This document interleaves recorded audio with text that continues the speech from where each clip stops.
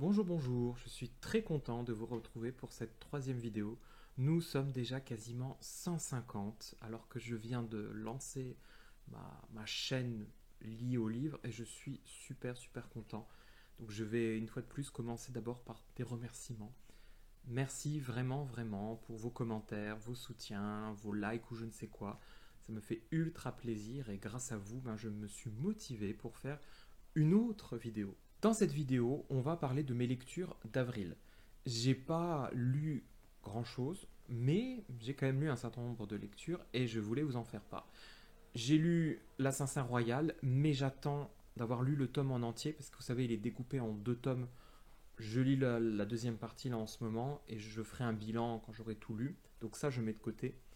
Mais surtout, j'ai lu La Voix des Rois, tome 1 et 2, ce qui explique pourquoi j'ai pas lu grand chose d'autre. Et j'ai lu aussi Petit Pays de Gaël Faye et on va en discuter dans cette vidéo tout de suite après le générique.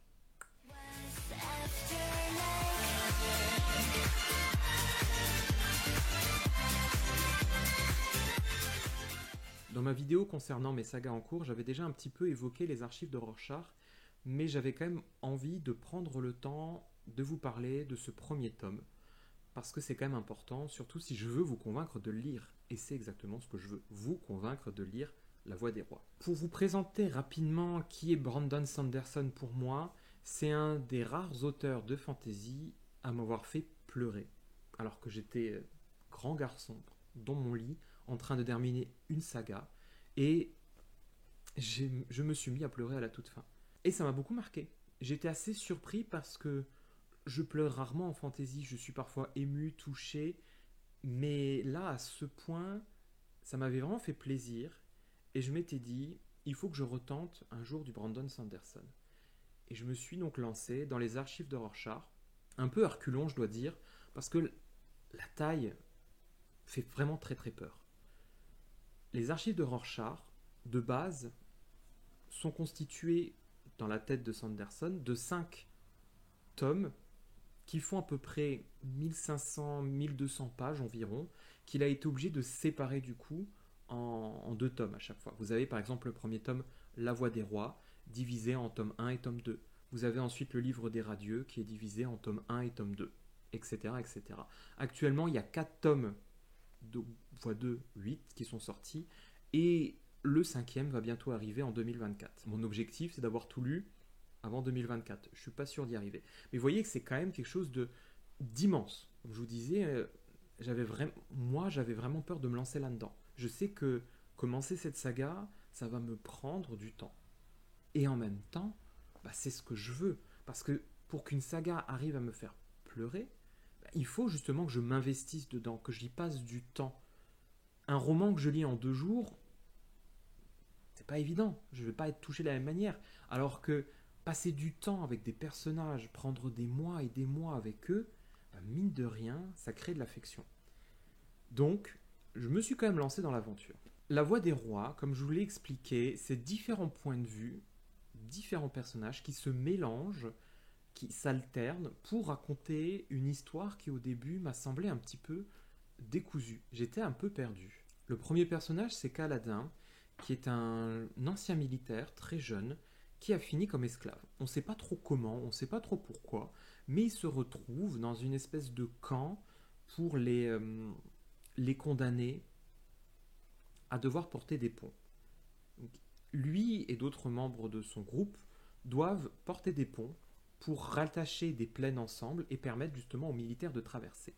Et Kaladin, c'est vraiment le personnage qui au début semble désabusé, il a abandonné, il a l'impression d'avoir échoué sur plein de choses, on ne sait pas quoi, mais il a renoncé. Et progressivement, en rencontrant des personnages justement du camp, il va retrouver un petit peu cette espèce de flamme en lui qui va lui donner envie d'essayer de s'en sortir. Et il va surtout faire la rencontre d'une espèce de fée, moi je l'interprète comme ça, parce que dans cet univers de fantasy, vous avez des tas de petites créatures, lucioles, loupiotes, je ne sais pas comment appeler ça, qui se matérialisent et qui, lorsque vous avez des éléments, des événements, des émotions. Par exemple, vous êtes en colère, vous allez avoir plein de petites loupiotes qui vont apparaître autour de vous, qu'on appelle des sprènes, et qui vont représenter cette colère. Donc de temps en temps, vous avez ces espèces d'étranges créatures qui virevoltent un peu partout. Vous avez des sprains de vent, vous avez des sprains justement de pourriture, de plein de choses. Et Kaladin, lui, euh, il se met à parler à l'un d'entre eux. Les sprains, personne ne sait vraiment ce que c'est. Ils ont fait des études, ils savent plein de choses, mais c'est mystérieux, c'est très mystérieux. Et Kaladin, il se lie d'amitié avec justement un spren, et on ne sait pas trop pourquoi, mais ça fait justement partie du mystère. On va, au fur et à mesure du roman, découvrir le passé de Kaladin et comprendre pourquoi il est comme ça et ce qu'il a vécu. Et moi, au départ, j'avais beaucoup de mal avec ce personnage. Au fur et à mesure, j'ai commencé vraiment à l'apprécier. Un deuxième personnage que j'aime beaucoup, c'est Dalinar, cette espèce de vieux chevalier qui a à peu près la cinquantaine, qui est sur le déclin. Il voit le monde qu'il aime en train de s'effondrer, se déchirer. Il y a la guerre, il y a les hauts princes qui n'arrivent pas à s'entendre, qui n'arrivent pas à s'accorder sur la façon de mener la guerre, qui n'arrivent pas à former des alliances. Et lui, il a perdu son roi, qu'il n'a pas su protéger, qui était aussi son frère. Il commence un peu à perdre la tête. Il a des visions lorsqu'il y a une tempête. Il voit des choses et il ne sait pas comment les interpréter. Il ne sait pas si c'est lui qui est en train de devenir fou, si on lui envoie un message, ou si simplement on essaie même de le manipuler. Il ne sait pas.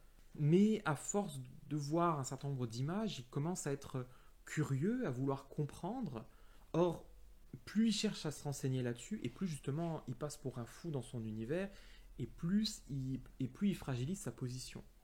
C'est un personnage qui est extrêmement honorable, et qui se distingue justement des autres qui sont eux assez corrompus, manipulateurs, et lui il est au contraire dans une forme d'honnêteté, même un peu parfois de brutalité, il est très direct, il est en décalage complet avec l'aristocratie actuelle.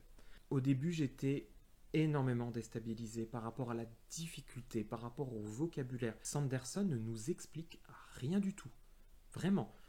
Ça vient au fur et à mesure, et au début c'est vraiment très dur.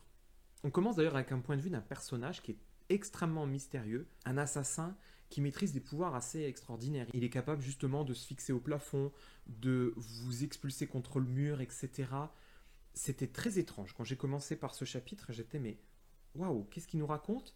Et juste après, on ne voit plus du tout ce personnage. J'étais mince, pourquoi il m'a raconté ça? C'était pas évident de faire les liens entre les différents points de vue, de comprendre l'univers, sachant qu'on nous présente plusieurs endroits séparément. Donc à la fois je commence à comprendre tel endroit, il y a tel autre. Et j'avais du mal à voir le lien entre les points de vue. Je ne comprenais pas vraiment où l'auteur voulait m'emmener. Et plus j'avançais, plus je me mettais à reculer.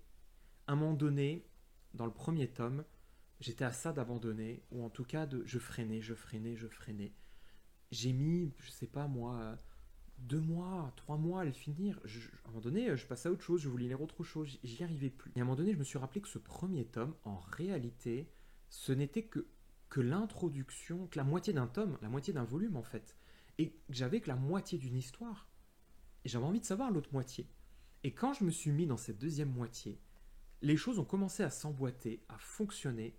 Et là, j'étais incroyable. J'étais émerveillé par l'histoire qu'on était en train de me raconter. Mais vraiment, tout commençait à fonctionner. Je commençais à comprendre l'univers, je commençais à m'attacher aux différents personnages. J'avais une compréhension du monde qui me permettait de saisir les enjeux, d'avoir peur pour eux, d'être inquiet et surtout d'être émerveillé. Il y a une scène à la toute fin qui m'a à nouveau fait pleurer. Parce que vous avez des personnages qui ont un comportement si noble, j'en étais admiratif. Il y a vraiment un passage, je ne vais pas spoiler parce que c'est pas le but, je veux simplement vous donner envie. Si vraiment vous avez envie d'en discuter, ne le faites pas dans les commentaires, mais j'aimerais beaucoup vous en parler. J'ai réfléchi, j'aimerais bien, je sais pas comment faire. J'ai pas spécialement envie de faire une vidéo spoil et non spoil, je sais pas trop.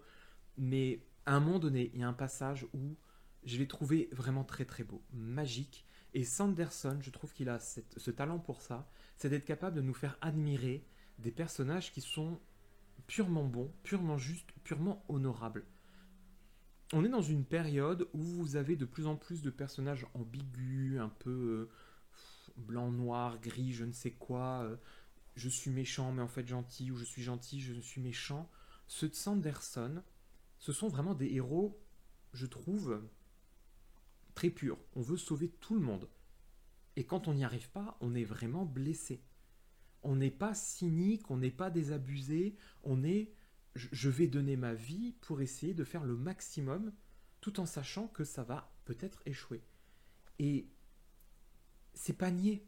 C'est clairement pas nier parce que le monde de Sanderson, ça reste un monde qui est brutal, qui est violent. Ces personnages, ils se font trahir, ils se font manipuler, ils se font tuer. Et pour autant, ils résistent, ils tentent de faire quelque chose. Je trouve que c'est une fantaisie qui est extrêmement positive, extrêmement généreuse, et ça fait beaucoup de bien de lire ça. Vraiment, à la fin de La Voix des Rois, j'étais incroyable. Je voyais, j'avais envie de voir ça au cinéma, tellement je trouvais que c'était beau, que c'était magnifique. J'imaginais la musique derrière, et ça m'a fait pleurer. Pas parce que c'était triste, parce que c'était beau. C'est incroyable. Honnêtement, je ressens pas ça souvent pour un livre. Quand j'ai commencé la lecture, je me disais, il y a plein de mystères, c'est pas grave, tu vas lire, tu auras plein de questions à la fin, tu n'auras pas de réponse, c'est pas grave, tu vas continuer au fur et à mesure. Eh bien, en réalité, ce tome, il fonctionne très bien. À la fin, vous avez déjà de belles réponses. Évidemment, pas toutes les réponses, il y a de grands mystères, mais on a des réponses et je les ai pas vues venir, ces réponses-là. J'ai vraiment... Alors, je suis peut-être très bête, et honnêtement, je pense que je le suis. En tout cas, je suis assez naïf, je suis très bon lecteur, moi je me fais avoir complètement. Mais tous les rebondissements, toutes les réponses, j'ai rien vu venir. Rien du tout. Avec le recul, je me disais, ah quand même, t'étais un peu... Mais je me suis laissé avoir partout. Sanderson, je trouve qu'il a la magie pour créer des situations dans lesquelles on ne voit pas la solution, et pourtant il en trouve une, et on est... Waouh. Voilà, et moi j'adore ça. Il me retourne l'esprit, il me surprend.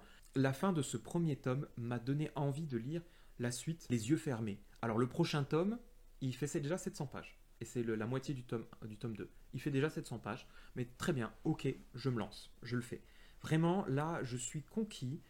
J'ai adoré La Voix des Rois. Et je ne peux pas vous le conseiller tout de suite si vous n'êtes pas habitué à lire du Sanderson, ou en tout cas de la fantaisie un peu costaud. Quand je dis costaud, c'est pas dans le sens très compliqué, etc. Parce qu'en réalité, ça ne l'est pas. C'est juste que c'est des gros pavés. Et c'est parfois un peu bavard. Sanderson, il est extrêmement bavard. Certains critiques soulignent cela, le fait que Sanderson parle beaucoup, beaucoup, beaucoup, beaucoup. C'est vrai. Moi, je pense que ça contribue quand même à permettre d'apprécier un personnage. Si on va trop vite sur le personnage, on ne comprend pas ses enjeux, on ne comprend pas ses motivations, on ne s'attache pas à lui, on n'a pas passé du temps. C'est vrai que parfois il y a du bavardage, on a l'impression que c'est redondant, etc. Mais moi je pense que ça vaut le coup quand même. C'est un peu la même remarque que je fais avec Hobbes, c'est que Robin Hobbes dans L'Assassin Royal, je râle souvent parce que ça n'avance pas, et en même temps j'ai l'impression que ce temps-là est nécessaire pour que la conclusion ait un réel impact sur nos émotions. Sinon, si on a passé 200 pages avec un personnage, je m'en fiche de ce qui va lui arriver à ce personnage. Donc, La Voix des Rois, est-ce que je recommande? Oui, à 100%, si vous aimez la fantasy, si vous avez envie d'avoir un univers qui est riche, complexe, dans lequel on aborde des tas de réflexions, notamment sur la moralité, sur ce qui est la justice, sur la religion, parce que Sanderson a évidemment toujours un point de vue, j'allais dire, sur la religion. C'est pas écrasant, c'est pas moralisateur, c'est pas vous les mauvais qui lisez mon roman, je vais... Non, c'est toujours un échange qui est positif avec lui. Je me sens pas je me sens pas jugé, attaqué comme peuvent l'être certains auteurs sur moi, mes croyances ou mes positions vis-à-vis de ce que doit être la société, etc. Je vais essayer de me modérer et de passer à autre chose, sinon je vais vraiment vous faire une vidéo entièrement sur Sanderson. N'hésitez pas, si vous avez d'autres questions, d'autres remarques dans les commentaires, j'y répondrai parce que je veux vraiment vous encourager à lire ou alors échanger avec vous là-dessus. Parce que maintenant, j'ai qu'une envie, c'est de parler avec vous des archives de Rorschach. J'essaie de passer à autre chose. Là, pour le mois de mai, vous l'avez vu, c'est pas dans ma pile à lire. Peut-être qu'en juillet ou en août, je vais passer au tome 2, mais je veux prendre toujours le temps de digérer. Donc maintenant, on va parler de Petit Pays de Gaël Faye, qui n'a absolument rien à voir avec Sanderson ou avec la fantasy. D'ailleurs, vous pouvez voir, il fait 210 pages. Petit Pays, c'est le premier roman de Gaël Faye qui revient sur sa jeunesse au Burundi. Ce n'est pas réellement un roman autobiographique puisqu'il se distingue du personnage de Gabriel. Pour autant, dans la lecture, on sent qu'il y a énormément de vécu, puisque Gaël Faye, tout comme son personnage, sont originaires du Burundi, ont vécu ces événements. Gabriel, c'est un jeune garçon d'une dizaine d'années qui raconte justement son enfance. C'est le point de vue d'un enfant. Il parle de sa jeunesse, qui raconte donc comment ça se passe à l'école, comment ça se passe avec ses amis, avec sa famille, avec son regard d'enfant. Un regard très innocent, qui ne comprend pas tout. Et surtout, dans ce roman, on partage un véritable amour du Burundi, de ce qu'est son pays, de ce qu'est sa culture, de ce que sont ses traditions. Là où le roman devient difficile, c'est qu'on perçoit au fur et à mesure, toujours à travers le regard de Gabriel, les tensions politiques qui commencent à apparaître. Les petits conflits qui commencent à naître au fur et à mesure. Il y a des passages où justement il pose des questions à son père pour essayer de comprendre les origines du conflit. Est-ce que lui c'est un Tutsi, etc. Et son père ne lui apporte des réponses pas satisfaisantes parce que c'est un enfant de 10 ans. Et on voit comment cette question-là commence à apparaître de plus en plus au fur et à mesure que les tensions politiques commencent à apparaître à la fois au Rwanda et au Burundi. C'est-à-dire que Gabriel, au départ, c'est pas un personnage qui se perçoit comme Tutsi, il est éloigné de tout ça. Il a 10 ans de toute façon. Et au fur et à mesure que l'histoire avance, c'est des questions qui apparaissent et qui surgissent parce qu'il est confronté. On lui demande de choisir, on lui demande de se défendre, on lui demande de prendre parti en tant que jeune parce que justement, à l'école, les enfants se mettent à jouer aux révolutionnaires, à faire la guerre, on protège le quartier, etc. Et donc ça devient un peu, il faut qu'on se défende contre les autres. C'est nous ou c'est eux.